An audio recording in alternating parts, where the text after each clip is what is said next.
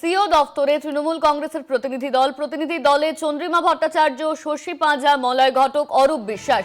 CO দফতরে পৌঁছেছেন তারা ইতিমধ্যেই। সিও দফতরে তৃণমূল কংগ্রেসের প্রতিনিধি দল সিও দফতরে পৌঁছলেন তৃণমূল কংগ্রেসের প্রতিনিধি দল। চন্দ্রিমা ভট্টাচার্য, শশী পাঁজা, মলয় ঘটক, অরূপ বিশ্বাস ইতিমধ্যেই পৌঁছেছেন তারা সিও দফতরে তৃণমূল কংগ্রেসের প্রতিনিধি দল।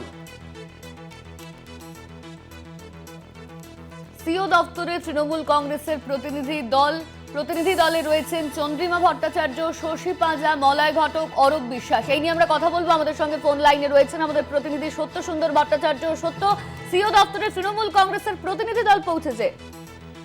দেখো, এর আগেও একাধিকবার তৃণমূল কংগ্রেসের প্রতিনিধি দল তারা বিভিন্ন অভিযোগ নিয়ে, বিশেষ করে এসআইআর প্রক্রিয়ার পদ্ধতিগত বিষয় নিয়ে তারা কিন্তু প্রশ্ন তুলে অভিযোগ জানিয়েছিলেন। তারা ডেপুটেশন জমা দিয়েছিলেন, ইমেল করেছিলেন। আজকে কিছুক্ষণ আগেই তৃণমূল কংগ্রেসের প্রতিনিধি দল, সেই প্রতিনিধি দলে রয়েছেন চন্দ্রিমা ভট্টাচার্য, রাজ্যের মন্ত্রী শশী পাঁজা, অরূপ বিশ্বাস, মলয় ঘটক। তারা ইতিমধ্যেই মুখ্য নির্বাচনী আধিকারিকের দপ্তরে এসে উপস্থিত হয়েছেন এবং সবচেয়ে তাৎপর্যপূর্ণ হলো আজকেই কিন্তু রাজ্যে শুনানি প্রক্রিয়া শুরু হয়েছে। সেই জায়গায় দাঁড়িয়ে তৃণমূল কংগ্রেসের প্রতিনিধি দল স্বাভাবিকভাবেই আবারও এসআইআর এর বিষয় নিয়ে তারা কিন্তু অভিযোগে জানাবেন, এমনটাই সূত্র মারফত জানা যাচ্ছে। এবং সেক্ষেত্রে বেশ কিছু বিষয়, যেরকম যাদের আনম্যাপিং রয়েছে তাদেরকে যেভাবে ডাকা হয়েছে শুনানিতে, এবং অনেক ক্ষেত্রে দেখা গিয়েছে যে এর যে পদ্ধতিগত বিষয়, সেক্ষেত্রে কিন্তু অনেক জায়গায় নির্বাচন কমিশনের যে সিদ্ধান্ত, সেই সিদ্ধান্ত নিয়েও কিন্তু প্রশ্ন তুলেছিল তৃণমূল কংগ্রেস। এর আগেও যেরকম তারা দিল্লিতে জাতীয় নির্বাচন কমিশনে গিয়ে নির্বাচন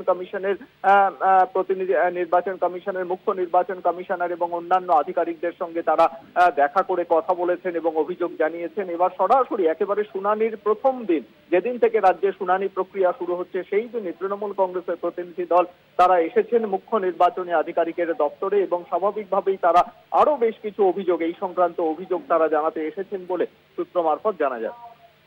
ধন্যবাদ তোমার সত্য। আমাদের সঙ্গে ফোন লাইনে ছিলেন আমাদের প্রতিনিধি সত্য সুন্দর ভট্টাচার্য।